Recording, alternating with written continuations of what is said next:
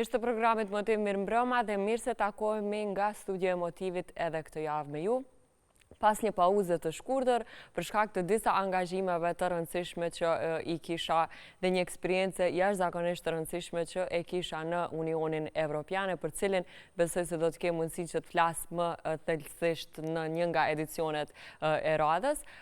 Në këtë edicion të programit Motiv do të prezantoj një histori suksesi, ashtu siç bëjmë rëndom këtu në studion e Motivit. Gjykoj se në një shoqëri që ka probleme të shumta dhe në një shoqëri ku vlerat janë goxha të devijuara, individët të cilët e kryen profesionin e tyre me shumë dinjitet dhe me shumë përpikmëri, e aq më tepër kur këto profesione janë jetike për shoqërinë, siç është dhe profesioni i arsimit ose i edukimit, janë heroj të shoqërisë tonë. Sot kam të ftuar një mësues të sapo pensionuar, por që pensionimi i tij në fakt bëri një bujë të madhe në shoqëri për shkak se një pensionim të tillë dhe një përcjellje të tillë të një arsimdashësi e të një arsimdhënësi nuk kishim parë më herët. Ajo përcjellje, ajo dashuri edhe nga nxënësit është vetë se reflektimi i një misioni shumë të thellë të përquar për këto 40 vite. Kam kënaqësinë që në studion e Motivit sonte të ndajmë historinë e suksesit me arsimtarin Satki Ismaili. Mirë se vini në studion e Motivit, shumë kënaqësi që jeni sot me ne. Mirë se vjeta. Shumë nderuar që jeni në Motiv. Faleminderit. Urdhëroni në studion e Motivit. Zakonisht ju kemi dëgjuar në për emisione të ndryshme debative. Keni qenë pjesë e kësaj studioje për shumë gjatë, sidomos gjatë periudhës së pandemisë, ku keni sakrifikuar shumë. Jeni si shtëpi pikërisht. Por zakonisht ju kemi dëgjuar duke dhënë vlerësime kritike, duke dhënë një qasje shumë të strukturuar edhe të shumë konstruktive mbi problematikat e arsimit. Por sot unë dua që të flasim për ju, edhe të flasim për historinë tuaj edhe për vlerat që ju i keni sjellur arsimit në këto 40 vite. Dua ta nisim këtë intervistë duke shfaq fillimisht një video që e gjeta online dhe mendoj që përshkruan shumë mirë misionin tuaj ndër këto vite. Është një video shumë emocionuese, dua ta ndaj edhe me shikuesit e pastaj e vijojmë bisedën. Regjia, ju lutem video numër 1. Unë jam Satki Ismaili, jam mësimdhënës nga Tetova, punoj në shkollën fillore Kiridi Metodi, jam mësimdhënës i lëndës së matematikës. Të jesh mësimdhënës 35 vjet, do thotë që një pjesë bukur të madhe të jetës sënde ja përkushtojsh arsimit, ja përkushtojsh gjeneratave të reja. Mësimdhënës i mirë është ai që është ambicios, është motivues i mirë, ai që e kupton fëmijën, ai që ka empati ndaj fëmijës. Mësimdhënësi duhet ai që të krijon një atmosferë pozitive në shkollë. Pikrisht mësimdhënësi ai që e krijon këtë mjedis stimulativ. Ai është i cili do ta bën mjedisin tërheqës për fëmijët, ku fëmijët do të ndjehen shumë këndshëm, lirë dhe mirë. Mësimdhënësit të cilët më tepër mbajnë mend janë mësimdhënësit të cilët gjithmonë janë me nxënësit të buzëqeshur. Shumë kur mendojmë gjithë matematika dhe mandej gjithë matematikë, mirë po kur vjen arsimtesi gjithë janë të lumtur. I don nxënësit dhe mënyrën se si e tregon dotërën është një mënyrë e qeshur dhe ai nuk është asnjëherë serioz, gjithmonë qeshur. Jeni arsimtari më i mirë dhe më mungoni shumë, gjithëve. Faleminderit që më mësuar të gjitha gjërat, jo vetëm mua, por të gjithë. Të gjithë, nxënësve të tjerë. Faleminderit shumë. Kjo është ajo krenaria që na bën të jemi mirë. Ju falenderoj profesor, mësojmë nga ju. Ju falenderoj që jeni të kujdesshëm.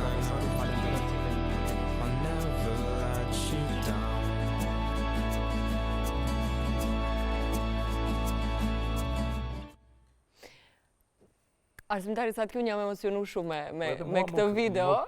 Janë emocionet e atyre viteve, do të është kënaqësi. Një video e bërë nga UNICEF dhe jo rastësisht jeni piketuar ju për të bërë ajo video kampanjë, pikërisht për shkak gjithë atyre vlerave që i përmendet edhe tek ajo video. Më la përshtypje një koment i nxënësas, edhe unë jam nga ata nxënës që si ka pas punë të mirë me matematikën, por mësuesit të cilët ishin të dashur me ne, të cilët mundoheshin në forma të ndryshme të na motivonin, mbeten me ne pa marrë parasysh se sa e duam apo nuk e duam një lëndë të caktuar. Do të ndalem te mesazhi kryesor që e keni dhënë në atë video, mësuesi i mirë i kupton fëmijët dhe ka ndjeshmëri për ta. Si do ta përkufizonit këtë rrugtim 40 vjeçar në 4 fjalë? E vërtet do thotë të jesh mësimdhënës, të kesh një pasion ndaj profesionit, të kesh një empati ndaj nxënësve, ti kuptojsh secilin dhe ta kuptojsh veten se ke një detyrë dhe obligim si një mësimdhënës i cili e kupton çdo fëmijë. Nëse nuk ndërtojsh një relacion të mirë fillt me krejt fëmijët, ti trajtojsh në aspektin e zhvillimit të tyre psikoemocional, edhe arsimor, edukativ, si duhet, ajo është që mbjell një kënaqësi edhe dashuri ndaj lëndës dhe mësimdhënësit në arsim. Si do t'i kishit përshkru këto 40 vite në 4 fjalë? 4 fjalë do thotë kënaqësi, profesion i dashur, shumë i shkurt dhe emocionues. I shkurt? 20 vite i shkurt? Besoni, po të kisha mundësi, edhe një 10 vite do t'i kisha shtyrë. Po nuk po ndalen, ju shoh aktiv, vazhdoni me... Po, jam aktiv deri në momentin sa shoqëria, do të thotë edhe sistemi arsimor në Republikën e Maqedonisë së Veriut, shet arsyeshme se unë mund të kontribuoj dhe po kontribuoj në vazhdimsi, përveç asaj që më mungon shumë nxënësit dhe shkolla, kolegët, do thotë kontributi mundohen vazhdimsi e jap, derisa në momentet kur shoqëria do të shohë se unë më nuk mundem diçka të tillë. Teksa po thoni që 40 vite kanë qenë të shkurtra, më kujtohet ajo paradigma e njohur që thuhet gjeni punën që e dashuroni dhe nuk do duhet të punoni asnjë ditë në jetën tuaj. Nuk do ta ndjeni faktikisht se punoni asnjë ditë në jetën tuaj. Mësuesia në fakt ka qenë një mision shumë i rëndësishëm për ju, cilit jeni qasur me tërë shpirtin, me një etik jashtëzakonshme profesionale, por edhe me një qasje kritike. Si unë mbjell ky mision tek ju, dua t'i di fillesat? Po, e vërtet, ishte kënaqësi, edhe unë si nxënës që i kam kaluar ato fazat e arsimit, kam patur kënaqësinë që edhe në mësuesin në mësimin klasor, edhe lëndor, edhe në të mesëm kam patur, do thotë mësimdhënës shumë të mirë. Kam patur mësimdhënës të cilët kanë mbjell dashurinë ndaj këtij profesionit. Kam pasur se kënaqësia e madhe nuk është për herë të mirat materiale që mundet një profesion, por ka diçka që të jep një ushqim i cili është krejt ndryshe dhe më i mirë, ajo është, do thotë, ndjejsh kënaqësinë mesin atyre nxënësve. Edhe ajo më shtiu mua që me përkushtim, me që të orientohem në këtë profesion dhe mendoj se atë një feedback, një informat këtyse që më dhanë nxënësit, vazhdimisht që më kanë dhënë se po e ushtrojmë një profesion i cili është shumë i mirë dhe i dobishëm për ta. Do thotë ndjejnë kënaqësi nxënësit. Pikërisht edhe në fund të karrierës sime jam ndjejt krenar, se do thotë këtë kohë që thash se po më duket e shkurt, po më duk, kaloi shpejt, do thotë kur është diçka e shumë e kënaqshme, kalon edhe shpejt, pas se do thotë këtë mision timin edhe shoqërisë të arsimit, mendoj se e kisha kryer shumë me sukses. Me shumë dinjitet. Më lejoni pak ju kthej unë tek fëmijëria juve. A kishit ju një model që e ndiqnit ose një mësues që ju frymëzonte specifikisht? Po. Nga cili vodhët elementet dhe i zbatohat? Po, kam patur një mësimdhënës së gjuhës dhe letërsisë shqipe, i cili kishte shumë qasje të mirë ndaj neve nxënësve. Do thotë nuk na kuptonte vetëm në aspektin e procesit mësimor, mësimdhënies, mësimdhënies e kështu me radhë, po edhe në aspektin e zhvillimit tonë.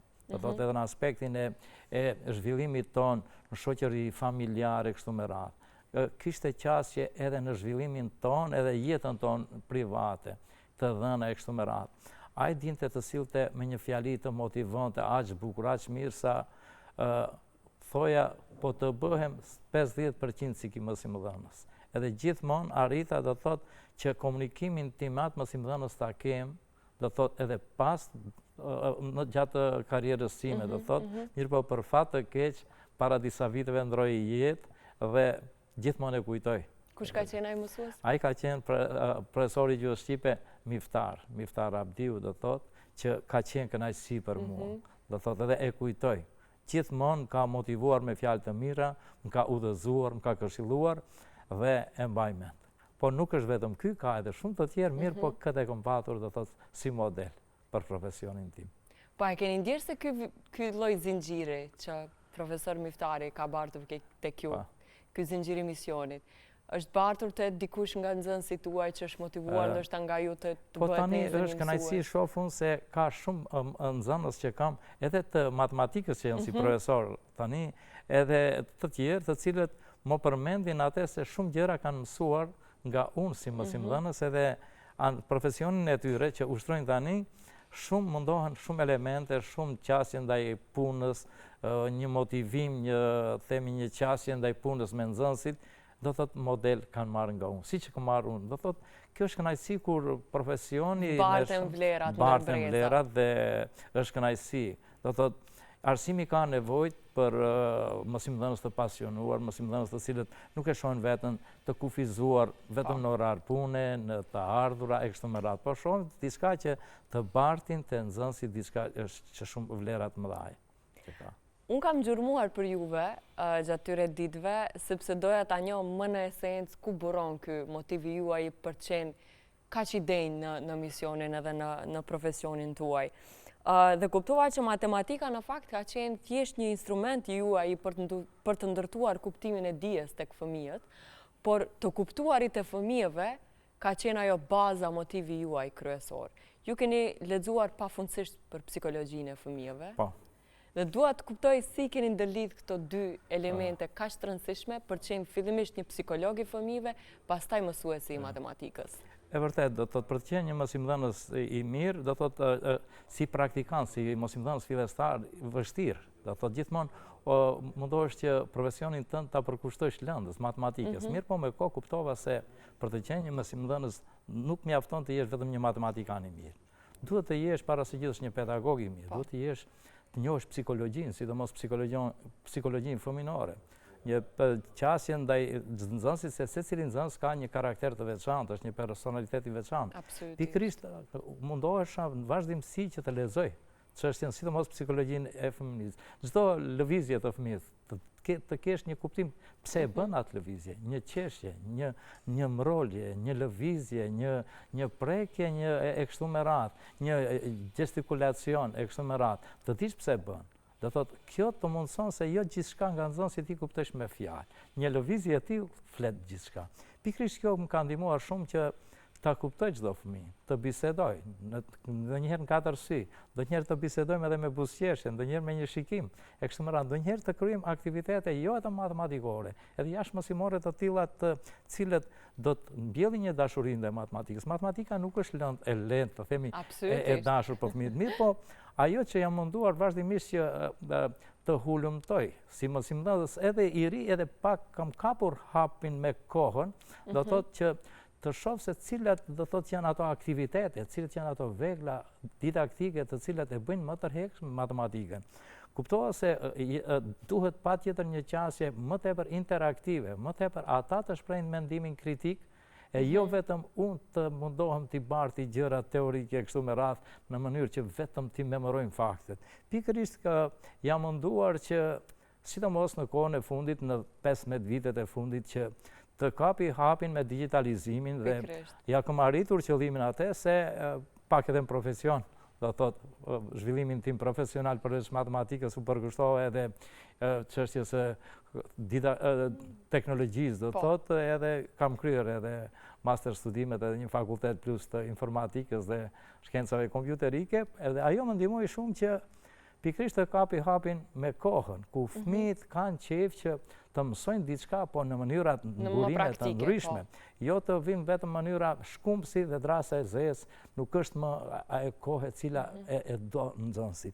Pikërisht këto metodat, format didaktike me aplikacione të ndryshme, digitalizim të kapshëm për ta, me mjete mësimore, edhe këto të tjera të cilat nuk janë vetëm digjitale të tjera, dhanë me vite rezultate edhe në suksesin e nxënësve, por edhe në kënaqësinë e tyre nga informatat e kthyese që i kemi patur, se si lëndë më të dashur gjithmonë po e zgjidhnin matematikën, si mësimdhënës, po edhe mua. E kundërta që ndodh zakonisht. Zakonisht, po si lëndë të jo e dashur, po nxënësit e mi zakonisht matematikën do thotë e kanë pas si lëndë të preferuar, mirë po kemi bërë shumë aktivitete nëpërmjet lojrave të ndryshme, nëpërmjet kuizeve të ndryshme, nëpërmjet të fletave pune, do thotë çdo njësi mësimore me nxënës me fleta pune sipas do thotë të personalizuara. Kur flasim të personalizuara, të bësh fleta pune të tilla, ushtrime të tilla të realizosh që të jenë të personalizuara me kompetencat që i posedon çdo nxënës.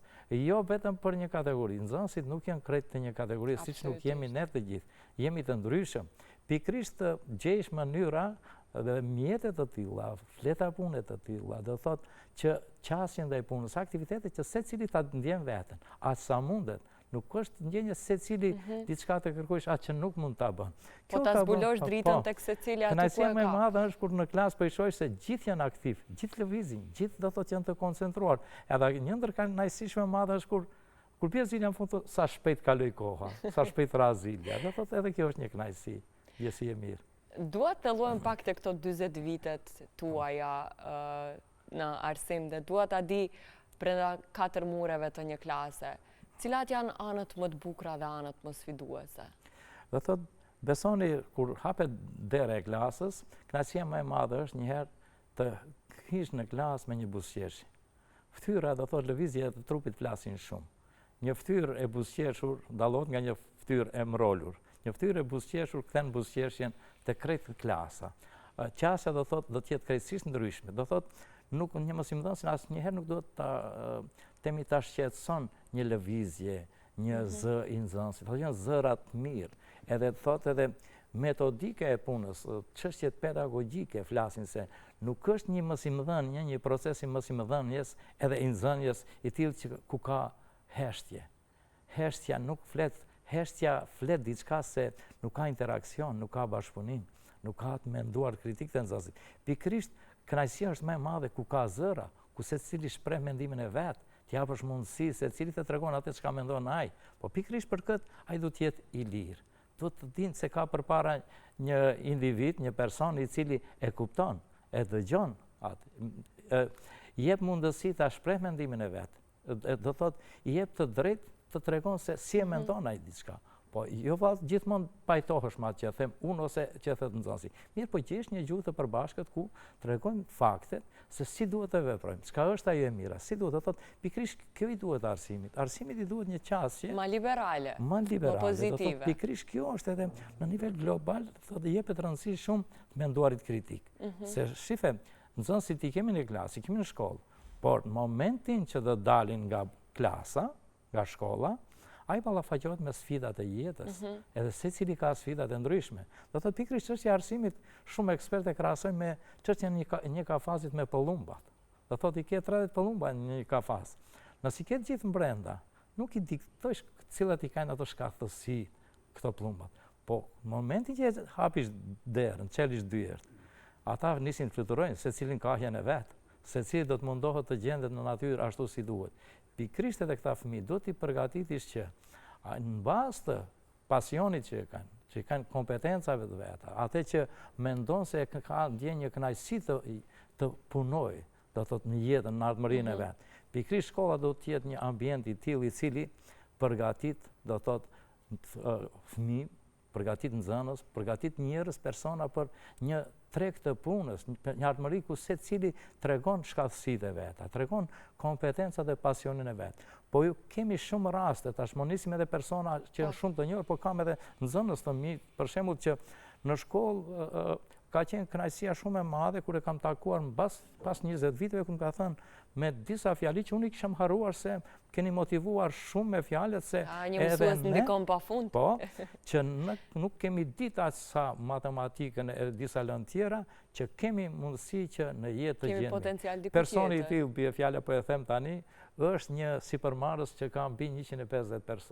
punëtorë. Wow. Do thotë shife çfarë menaxhimi edhe ishte kënaqësi e madhe kur e kam takuar edhe kur me disa fjalim ka thënë, fjalitë e mia i përsëriti që ja kam thënë që kanë qenë shumë motivuese për atë. Do thotë edhe shumë të tjera raste të cilat po i kemi, do thotë në aspektin edhe të arsimimit të nxënësit edhe të edukimit. Do thotë duhet shumë të kemi ne si mësimdhënës, atë që është shumë e rëndësishme që mos e kuptojmë një nxënës vetëm si një objekt ku ne duhet të bartim dituritë, por ne do të bartim shumë gjëra.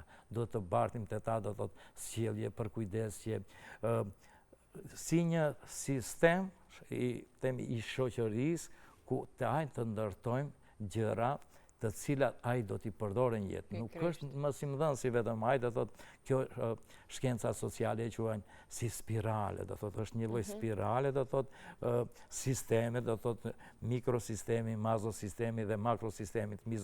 Mikrosistemi është ajo që për kushtimi familjar i një fëmije, i cili është shumë e rëndësishme që ajo është shumë bazike. Po pastaj vjen mezosistemi ku bëjnë pjesë edhe mësimdhënësit, institucionet edukativo, arsimore ku edhe ne duhet të kontribuojmë, të japim mundësinë që ai të ndjen veten si një hapësirat e shkollës, një hapësirë stimulative, një hapësirë ku ta ndjen veten si një shtëpi të dytë, jo do thot për fat të keq statistikat po tregojnë. Sidomos në Maqedoni ku shkollën për fat të keq pjesa dërmuese e nxënësve ndjejnë diçka si hapësira të obligueshme, jo të kënaqshme, jo me kënaqësi, do thot një motivim të mirë duhet të japim ne mësimdhënësit. Mësuesi Satki, me këtë që thoni, më lejoni të kuptoj se ju i keni thyer disa mite të cilat kanë qenë shumë thellë të ngritura në shoqërinë tonë mbi mënyrën se si duhet bëhet mësuesia. Ju tha që në klasë keni hyri buzëqeshur, ndërkaq miti thotë se duhet të qëndrosh në klasë shumë më i vrentur, më i mbrolur nëse do të krijosh autoritet. Ju e keni bërë të kundërtën.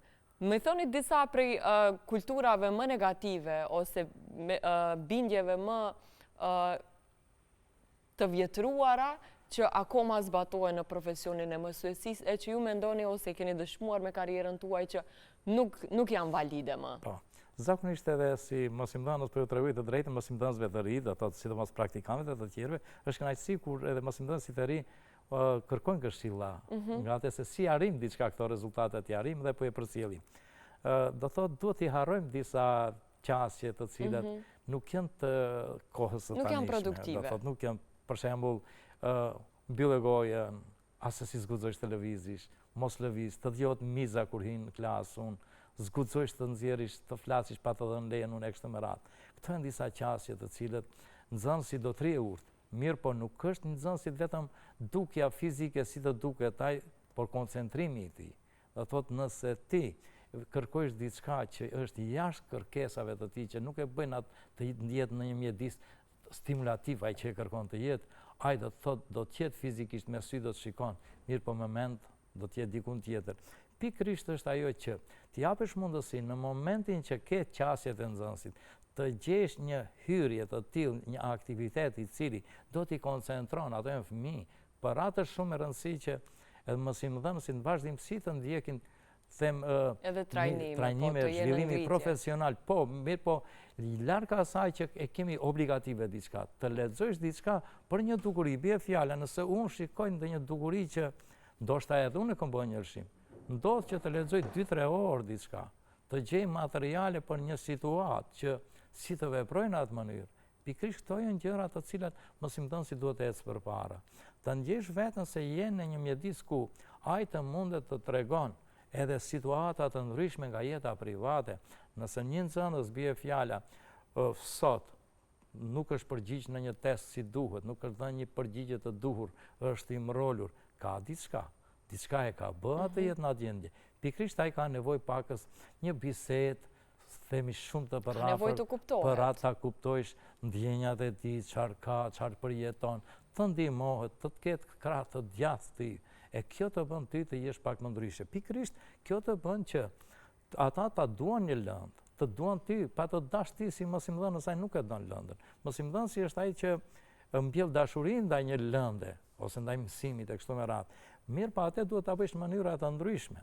Sidomos qasja ndaj punës, të përdoren teknika të ndryshme, forma, metoda të ndryshme, lojra të ndryshme, kuize të ndryshme, aktivitete të ndryshme, mësimore dhe jashtë mësimore, jepet projekte të ndryshme, të përdoren gjëra të cilat ai të tregon ku i ka shkatësitë veta, çka përjeton në jetën e përditshme. Ku e ka dritën? Matematika duhet të jetë e tillë sidomos që atë që mëson, atë ai të mundet që ku do ta zbatohet, t'i japish sfida, probleme nga jeta reale. Do thot pikërisht, jo rastësisht jemi në këtë situatë, testet e ndryshme, testimet ndërkombëtare që ndodhin TIMSS, PISA, PIRSA kështu me radhë. Nxjerrin me rezultate të I pam edhe po.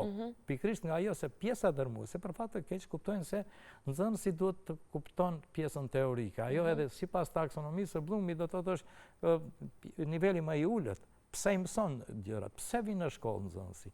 Vin që të mëson gjëra që ti zgjidh nga jeta reale. Ja, jemi në një studio ku kemi teknologji të çuditshme. Po, dikush do të mësohet, të uzohet mënyrën se si të vepron.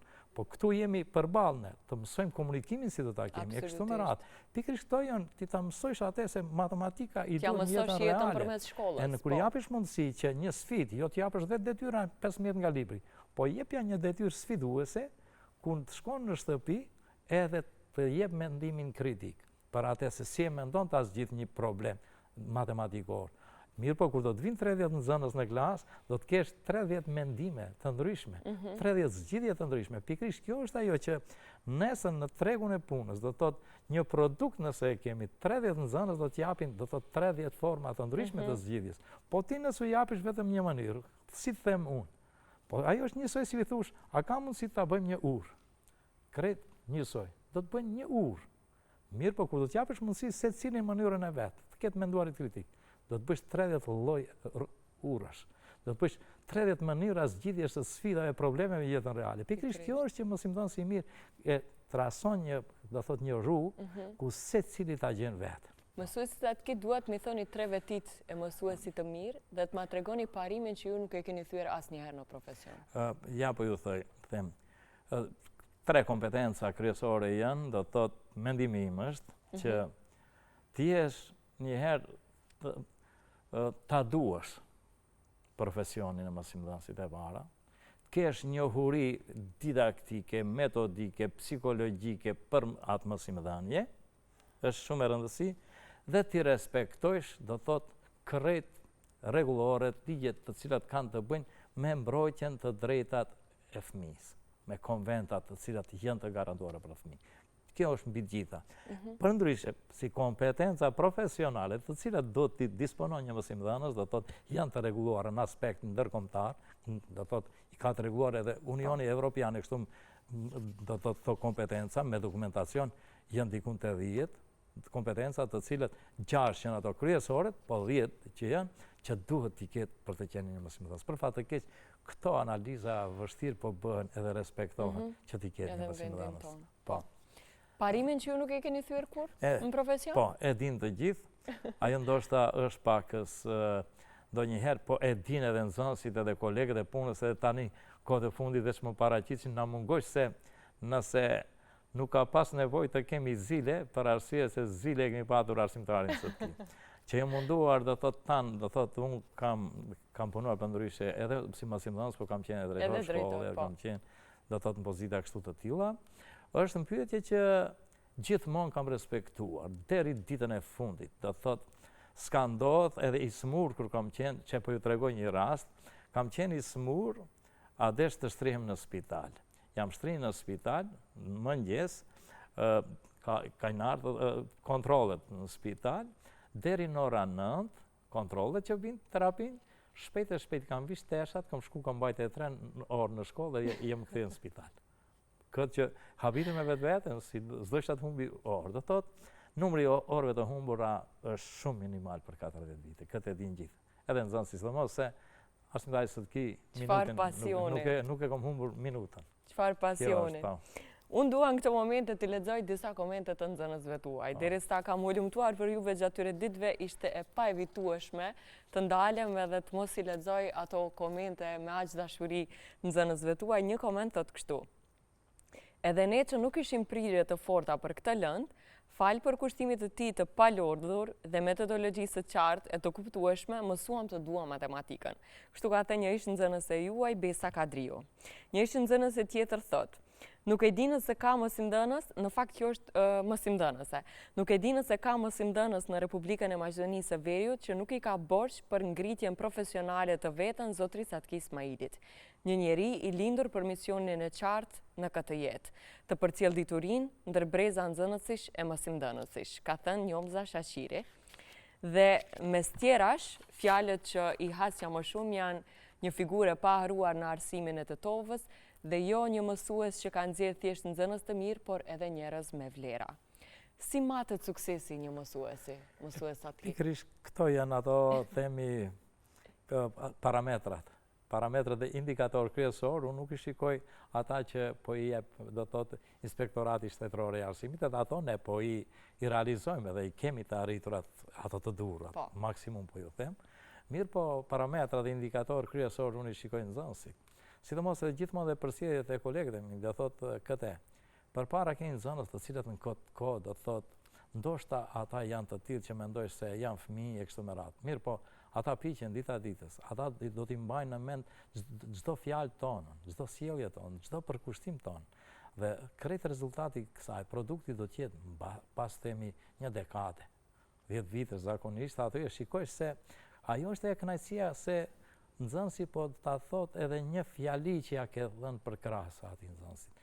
Edhe nuk janë të do thot këto gjëra të cilët të themi duhet ne t'ja shkalojmë. Kjo është pikërisht ai motivimi kryesor. Mu më motivon më atë për një fjali e tillë e kolegëve, nxënësve, ish nxënësve të mi e kështu me radhë, e jo një 10% rritje e rrogës. Të tregoj të drejtën, kjo është kënaqësia më e madhe. Paramendoni një përkushtim të tillë nëse e bëj si mësimdhënës, kisha edhe raste të tjera plot të tilla, shumë kënaqësi kur i lexoni dhe edhe ju po i detektoni gjëra të tilla ku një ish nxënëse ime në Amerikë tani, do thotë profesoresh, paramendoni, edhe më thot ju kur na keni mësuar disa thot aplikacione digjitale për çështje gjeometri, arkitekturë, kështu me radhë thot, tani po shoh se atje më ka ndihmuar shumë. Si fëmijë baza kur kryesh. Pikërisht kjo është më rëndësi që mundohesh që të ndërtojsh gjenerata të tillë që do t'i ndihmojnë dhe do ta rikujtojnë një periudhë paramendo edhe 20 vite para çka ka ndodhur. Do thotë një mësimdhënës i mirë do ta kupton se jetojmë dita ditës në një kohë ku ndryshimet vijnë. Janë shumë rapide, po. Edhe jo vetëm të mburemi vetëm me të kaluarën. Kaluarën ta kemi si diçka që çka ka ndodhur, por jo atë se ajo ka qenë më mirë se tash. Fëmijët tani jetojnë në një periudhë, viti 2025, nuk është periudhë ku janë edhe ata të mbi ngarkuar me situata të ndryshme kështu me radhë. Ata jetojnë në një kohë të digitalizimit, ata jetojnë në një kohë inteligjencës artificiale kështu me radhë. Ne duhet jemi ata që t'i udhëzojmë si t'i përballojnë krejt këto sfidat, çka të marrin gjërat e mira, çka të mbrohen nga çka të mbrohen, si ta mbrojnë veten e kështu me radhë, por pikërisht ta janë ata parametrat matës që tregojnë se a je një mësimdhënës i përkushtuar ose jo. E përmendet rastin kur keni ikur nga spitali për të realizuar orët dhe sfidat të tilla edhe përgjithësi të jashtëzakonshme ndaj profesionit keni treguar dhe në situata akoma më të rrezikshme për shoqërinë siç ka qenë pandemia. Unë kam një fotografi tjetër, ju lutem regjia ma jepni fotografi numër 2 në ekran. Është periudha e pandemisë, kur ju nuk hezitoni të vini çdo ditë nga Tetova në Shkup, këtu në televizionin ton, për të realizuar emisionin TV Klasa dhe për të qenë në fakt me nxënësit dhe për të mos e ndërprer procesin edukativ arsimor, por për ta sill atë qoftë edhe përmes ekranit televiziv. Cili është motivi që ju shtyri ta bëni këtë sakrificë në atë kohë që ishte rrezikshme, profesor? E vërtet, do thotë ishin momente ku po e tregoj atë se unë digitalizimin vazhdimisht po e kam dashur. E kam ditë, e kam ndjek në nivel global se ç'ndodhen. Edhe kam punuar edhe në institucione, do të si part-time, do të thot privat, këtë kolegje ku kemi shkuar shumë përpara në çështjen e digitalizimit. Dhe isha i përgatitur në këtë sferë. Në momentin e pandemisë, do të thot ajo që ishte shumë sfiduese për ne, ishte ndërprerja e procesit mësimor edhe çka tutje.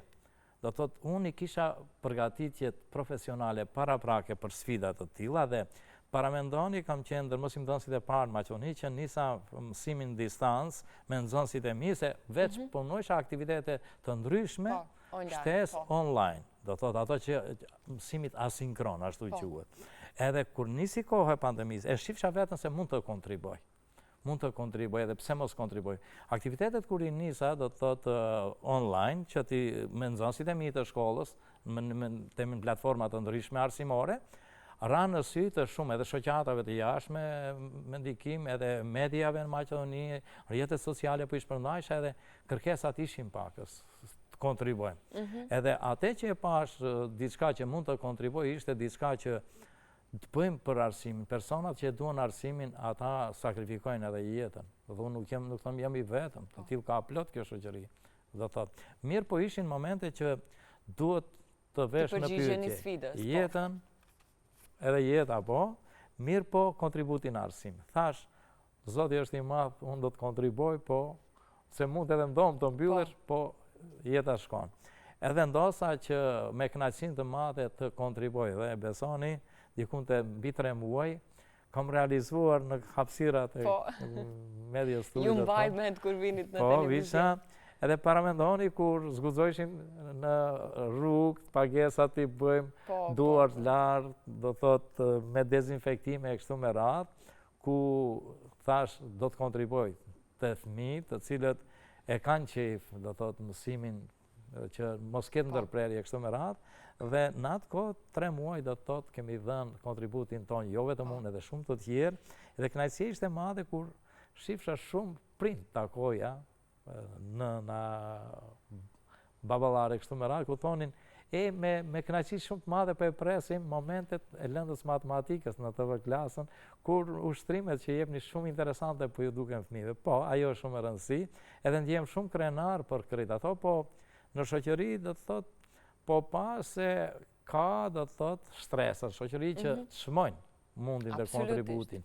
Janë sidomos, janë nxënësit, janë prindët, janë mediat, janë do të thotë shoqatat e ndryshme, po edhe sistemi arsimor e çmoj, do të thotë, më në fund ne nuk e bëmë atë për diçka që për një fletë, për një mirënjohje kështu me radhë. E keni bërë për shkak të misionit. Të ndihmojmë se. Dhe në fakt mësuesja shqiptare i është përgjigjur misionit të vet edhe në periudhat më të vështira të historisë, edhe në periudha luftrash kur janë bërë shkollat në ilegalitet në për shtëpi private, mandej ne kemi histori goxha dëmshme me arsimin shqip edhe këtu në vendin tonë, dhe kam përshtypjen se kemi pasur gjithmonë shembuj shumë të mirë të arsimdashësve që janë ballafaquar me sfidat shoqërore.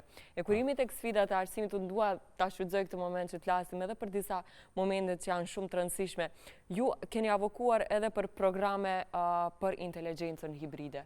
Dua ta di pak më thellësisht çfarë është ky koncept, se është koncept i ri, është nocion i ri, por duke qenë një njohës i mirë i fushës, na paralajmëroni edhe për gjëra që do të vinë dhe që duhet t'i japim vëmendje. Është tani po, ndonjëherë për atë po ngre zërin, për ndjeki situatën në nivel global që ndodhen në shumë vende, do thotë të zhvilluara, me arsim të zhvilluar, se zakonisht neve në Maqedoni po ngecemi në shumë aspekte, sidomos në arsim.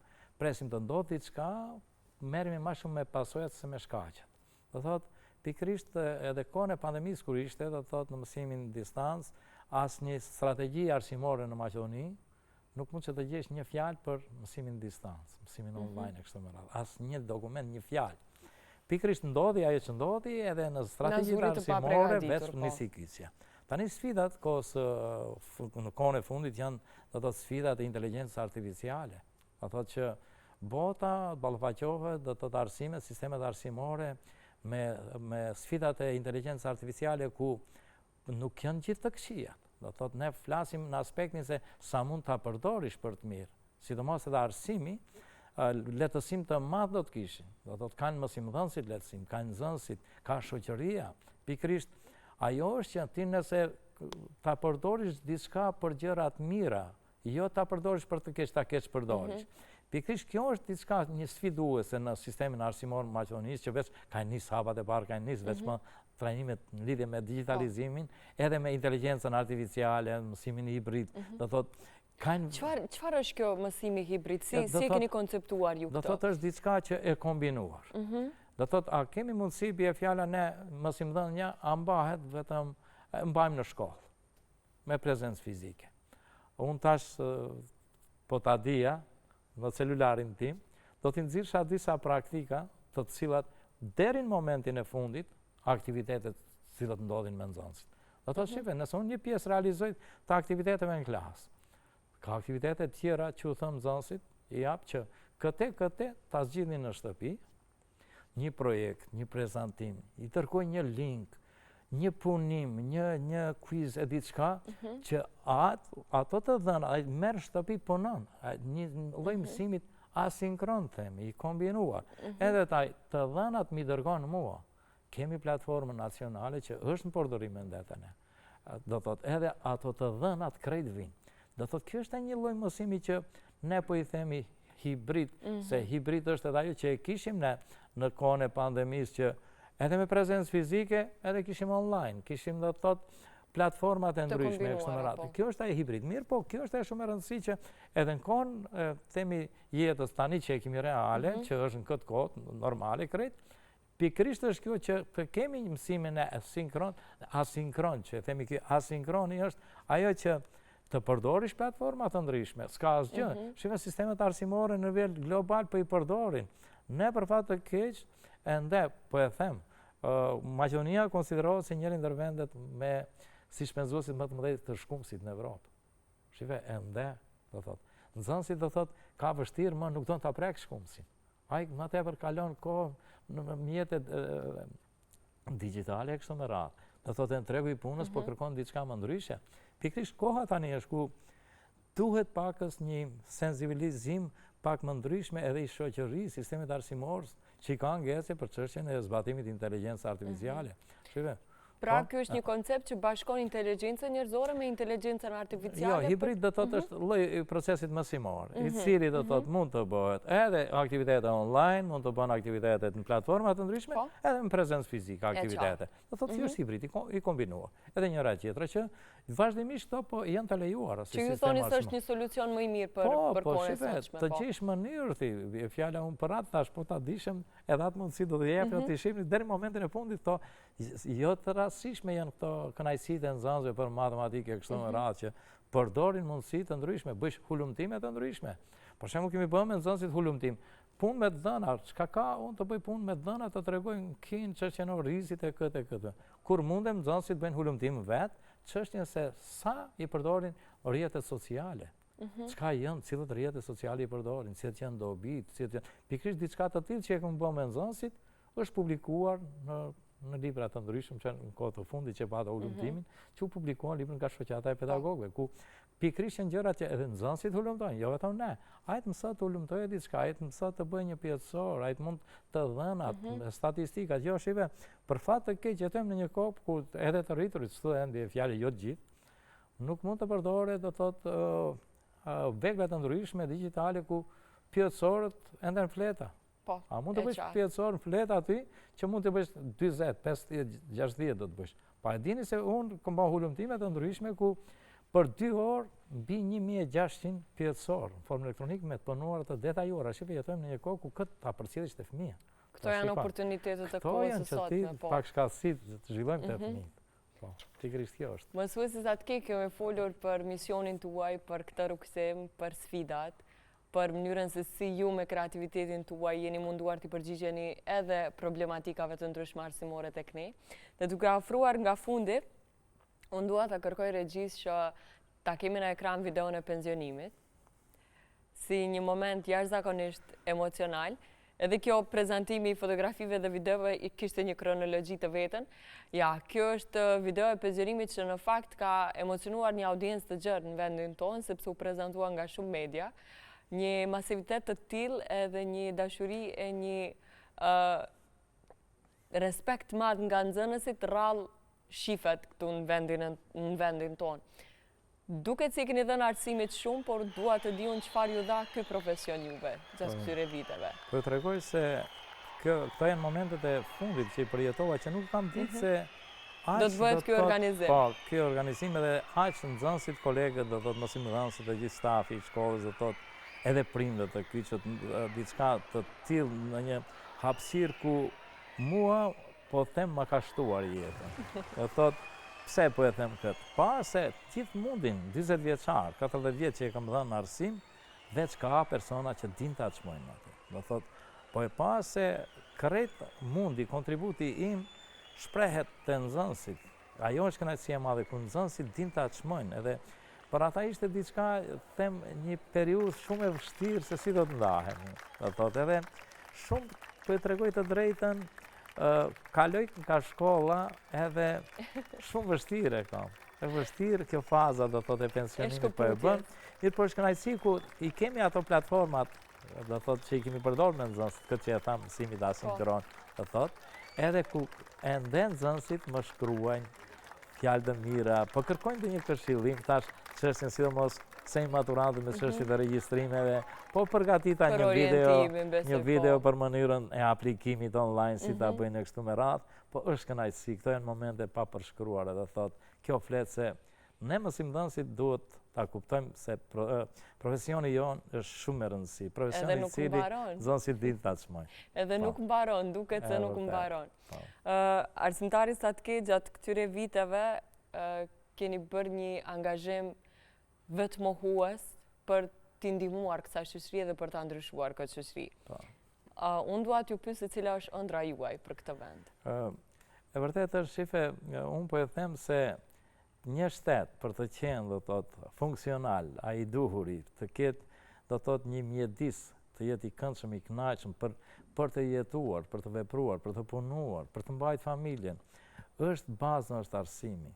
Nëse ne arsimojmë, edukojmë fëmijët të cilët do t'japin kontributin kësaj shoqërisë, nuk do të kemi, do thotë, një shoqëri e cila të jesh, themi një shoqëri ku krimi, do thotë, keqpërdorimi, negativiteti, anët negative, do thotë, jo kualiteti të jetë i shprehur në çdo aspekt, jo funksionimi i ligjeve e kështu me radhë, pikërisht do të kontribuon që të funksionon si duhet, krejt kjo. Atëherë do të krijojmë ne një shoqëri ku mund të shkojmë në vendet e huaja vetëm për shëtitje, të vizitojmë. Të jenë vendet të cilat për kënaqësi do të shkojsh, të kalojsh familjarisht ose me kolektivin, me kolegë, me shok, me miqësi, të shkojsh, e jo të shkojsh të punojsh, të largosh nga ky shtet. Pikërisht është arsimi ai i cili do të kontribon, të edukon.